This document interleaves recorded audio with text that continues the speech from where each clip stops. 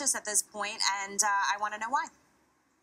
Look, no doubt January started off with a bang. Look, record equity inflows, the strongest January in decades. So all of those are very bullish indicators. But when you couple that with extreme sentiment indicators that are starting to flash red here, and you have incredibly low levels of volatility starting to turn and becoming more volatile, that's a cautious recipe here. And that volatility is really something to pay close attention to. It's an opportunity for investors as well. And look, we have a new Fed chair and we've got rising interest rates. That could finally give us a turn in the volatility we've been looking at. But you've had these competing forces in the market. You've had the one hand, the FOMO, the fear of missing out, investors' fear of being a sucker by missing the FANG stocks, and on the other hand, investors' fear that they're going to get caught holding the bag if you get that inevitable 10% correction that we've been waiting for. So I think those competing forces are driving this fundamental backdrop. It's an exciting time for investors, but it's changing. And that paradigm shift is really where the opportunities are in volatility right now. Larry, why could this correction be worse than other ones that we've seen?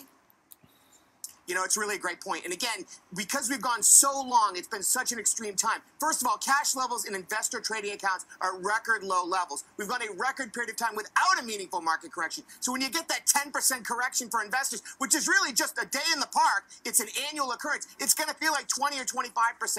We just a 2% correction last few days, we had investors saying to us, is this it? Is this the big one? So investors are not conditioned. You've got extremely bullish levels of investor confidence, consumer confidence, small business confidence, which are great for the fundamental backdrop, but they create that overbought condition that the other traders were talking about right now. And I think that overbought condition gives us the pause at the red light. We look around, make sure we don't get hit by a car, and then we find our opportunities. And there'll be more of them. They'll just be different in the second half of the year, driven by that increase in volatility.